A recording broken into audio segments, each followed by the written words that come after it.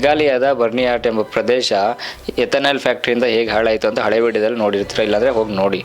ಇದು ಎಥೆನಾಲ್ ಹೇಗೆ ರೆಡಿ ಮಾಡ್ತಾರೆ ಅಂತ ಹೇಳಿದ್ರೆ 3 ವಸ್ತುಗಳಿಂದ ರೆಡಿ ಮಾಡ್ತಾರೆ.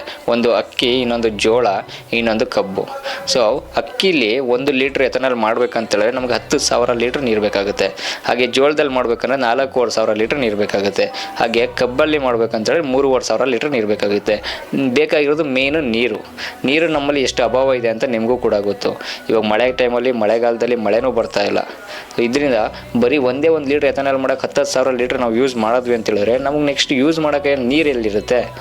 ಅದು ನೀರಿನ ಅಭಾವ ತುಂಬಾ ಆಗುತ್ತೆ. ಆಮೇಲೆ ರಿಪೋರ್ಟ್ ಪ್ರಕಾರ 2030ರಲ್ಲಿ ಮೇಯ್ನ್ 21 ಸಿಟಿಗಳಲ್ಲಿ ನೀರಿನ ಅಭಾವ ಬರುತ್ತೆ, ಅಂದರೆ ಬರಗಾಲ ಬರುತ್ತೆ ಅಂತ ರಿಪೋರ್ಟ್ ಹೇಳ್ತಾ ಇದೆ. ಅದರಲ್ಲಿ ನಮ್ಮ ಬೆಂಗಳೂರು ಕೂಡ ಇದೆ, ಡೆಲ್ಲಿನೂ ಕೂಡ ಇದೆ.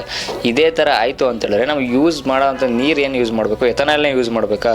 ಹಾಗೆ ಅಕ್ಕಿ ತಿನ್ನೋಕ್ಕೆ ನಾವು ದಿನನಿತ್ಯ ನೀಡಾಗಿರೋದು ಅಕ್ಕಿ, ಜೋಳ, ಕಬ್ಬು, ಅದರಿಂದನೂ ಎಥೆನಾಲ್ ಮಾಡ್ತಾ ಹೋದರೆ ಅದ್ರದ್ದು ಅಭಾವನೂ ಜಾಸ್ತಿ ಆಗುತ್ತೆ. ನಮಗೆ ಹೊಟ್ಟೆಗೆ ಅನ್ನ ಇಲ್ಲದೆ ಎಥೆನಾಲ್ ಕೊಡೋಕ್ಕಾಗುತ್ತಾ? ಎಥೆನಾಲ್ ಬಂದು ಬರೀ ಗಾಡಿ ಓಡ್ಸೋಕ್ಕಷ್ಟೇ ಬೇಕಾಗಿರೋದು, ಊಟಕ್ಕೆ ಬೇಕಾಗಿಲ್ಲ ಅಲ್ಲ. ಊಟಕ್ಕೆ ನೀಡಿರೋದೇನು? ಅಕ್ಕಿ, ಜೋಳ, ಕಬ್ಬು ಅನ್ನೋದು. 1 ಲೀಟ್ರ್ ಎಥೆನಾಲ್ ಮಾಡೋಕೆ ಅಷ್ಟು ನೀರು ವೇಸ್ಟ್ ಆಗ್ತದೆ ಅಂತ ಹೇಳಿದ್ರೆ ಮನೆಗೂ 5 6 ಗಾಡಿಗಳಿದ್ದಾವೆ. ಅವರು ಹೇಗೆ ಮಾಡ್ಬೋದು? ಟ್ರಾನ್ಸ್ಪೋರ್ಟು, ದೊಡ್ಡ ಲಾರಿಗಳು, ಅವರು ಎಷ್ಟೆಲ್ಲ 1000 ಲೀಟ್ರ್ಗಳು ಎಥೆನಾಲ್ ಹಾಕಬೇಕಾಗುತ್ತೆ.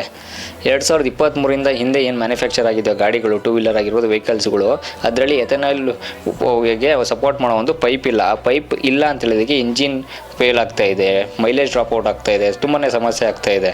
ಹಾಗೆ 2020 ಮೇಲೆ ಬರ್ತಿರೋದಕ್ಕೆ ಸಪೋರ್ಟ್ ಆಗ್ತಾ ಇದೆ. ಹಾಗೆ ಎಥೆನಾಲಿಂದ, ಅದು ಎಥೆನಾಲ್ ಬಂದರೆ ಶುಗರ್ ಕೇನ್ ಜ್ಯೂಸ್, ಅದರಿಂದ ನೊಣಗಳು ಮುಟ್ಕೊಳ್ಳೋದು, ಸ್ಟ್ರಕ್ ಹಿಡಿಯೋದು, ಜಂಗ್ ಹಿಡಿಯೋದು ಆಗ್ತಾ ಇದೆ. ಇದರಿಂದ ಎಥೆನಾಲಿಂದ ಇದು ಕೂಡ ಸಮಸ್ಯೆ ಆಗ್ತಾ ಇದೆ. ಇದರಿಂದ ನಮ್ಮ ಆಹಾರಕ್ಕೂ ಸಮಸ್ಯೆ ಆಗ್ತಾ ಇದೆ, ನೀರಿಗೂ ಸಮಸ್ಯೆ ಆಗ್ತಾ ಇದೆ. ಎಥೆನಾಲ್ ಬೇಕಾ? ಇದು ಎಥೆನಾಲ್ ಆಗ್ತಾ ಇಲ್ಲ ಅಂತೇಳಿ ಬೇರೆ ವೇಸ್ಟೇಜಿಂದ ಏನಾದ್ರು ಕಂಡುಹಿಡ್ಬಿಟ್ಟು ಮಾಡ್ಬೋದಲ್ವಾ? ಸೊ ಆಹಾರನೂ ಸಮಸ್ಯೆ, ನೀರಿಗೂ ಸಮಸ್ಯೆ, ಹಾಗೆ ಗಾಡಿಗಳಿಗೂ ಸಮಸ್ಯೆ ಆಗ್ತಾ ಇದೆ.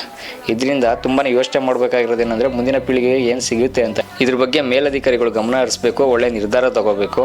Thank you so much.